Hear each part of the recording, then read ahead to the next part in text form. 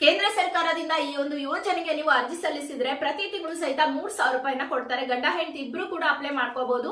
So ಇದಕ್ಕೆ ಯಾವುದೇ ರೀತಿಯಾದಂತ ಲೇಬರ್ ಆಗಿರ್ಬೋದು, ನೀವು ಕಾರ್ಮಿಕರಾಗಿದ್ರೆ, ಸ್ವಂತ ವ್ಯಾಪಾರ ಮಾಡ್ತೀರಾ ಅಥವಾ ಯಾವ್ದಾದ್ರು ಕೈ ಕೆಳಗೆ ಕೆಲಸ ಮಾಡ್ತೀರಾ, ಶಾಪ್ ಹೋಗಿ ಕೆಲಸ ಮಾಡ್ತೀರಾ ಅಂದ್ರೂ ಅಪ್ಲೈ ಮಾಡ್ಕೊಳ್ಳಿ.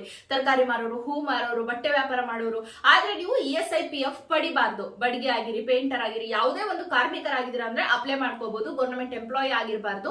ಮೊದಲು ಈ ಶ್ರಮ ಕಾರ್ಡ್ ಅನ್ನ ಮಾಡಿಸ್ಕೊಳ್ಳಿ ಸೇವಾ ಕೇಂದ್ರಕ್ಕೆ ಹೋಗ್ಬಿಟ್ಟು. ಅದ್ ಮಾಡಿಸಿದ ತಕ್ಷಣ ಹಣ ಬರುತ್ತಾ? ಇಲ್ಲ. ಮತ್ತೊಂದು ಸ್ಟೆಪ್ ಅಂದ್ರೆ ಪ್ರಧಾನ ಮಂತ್ರಿ ಶ್ರಮ ಯೋಗಿ ಮಾನ್ಧನ್ ಯೋಜನೆ ಅಂತ ಇದೆ. ಆ ಸ್ಕೀಮಿಗೆ ಅಪ್ಲೈ ಮಾಡ್ಬೇಕು ನೀವು.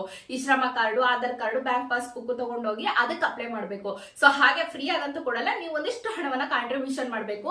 ಇದಕ್ಕೆ 18 ರಿಂದ 40 ವಯಸ್ಸಿನ ಒಳಗಿರೋರಿಗೆ ಮಾತ್ರ ಅವಕಾಶ ಇದೆ. ನೀವು 18 ವರ್ಷದಲ್ಲಿ ಶ್ರಮಯೋಗಿ ಮಾನ್ಧನ್ ಯೋಜನೆಗೆ ಅಪ್ಲೈ ಮಾಡಿದ್ರೆ 50 ರೂಪಾಯಿ ಪ್ರತಿ ತಿಂಗಳು ನೀವು ಕಟ್ಟಬೇಕು. ಅಷ್ಟೇ ಹಣವನ್ನ ಸರ್ಕಾರ ಕೂಡ ಕಾಂಟ್ರಿಬ್ಯೂಟ್ ಮಾಡುತ್ತೆ. ಟೋಟಲ್ 100 ರೂಪೀಸ್ ನಿಮ್ಮ ಅಕೌಂಟಿಗೆ.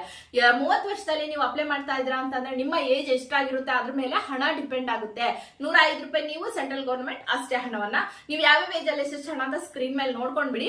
ಸೊ ಈ ರೀತಿಯಾಗಿ ಹಣ ಕಟ್ಟಿ 60 ವರ್ಷದ ತನಕ, ನಿಮಗೆ 60 ವರ್ಷ ಆಗೋ ತನಕ ನೀವು ಕಟ್ಟಬೇಕಾಗುತ್ತೆ. ಸೊ ಅದಾದ ನಂತರ ನಿಮಗೆ 3,000 ರೂಪಾಯಿ ಪ್ರತಿ ತಿಂಗಳು ಬರುತ್ತೆ. ಸಪೋಸ್ ಏನಾದ್ರು 64, 65ರಲ್ಲಿ ನೀವು ಡೆತ್ ಆದ್ರೆ, ಇಫ್ ಇನ್ ಕೇಸ್ ಅಂದ್ರೆ ನೀವು ನಾಮಿನಿ ಯಾರು ಇರ್ತಾರಲ್ಲ ಅವರಿಗೆ ಅದರ ಅರ್ಧದಷ್ಟು 1,500 ರೂಪಾಯಿನ ಪ್ರತಿ ತಿಂಗಳು ಕೊಡ್ತಾ ಹೋಗ್ತಾರೆ.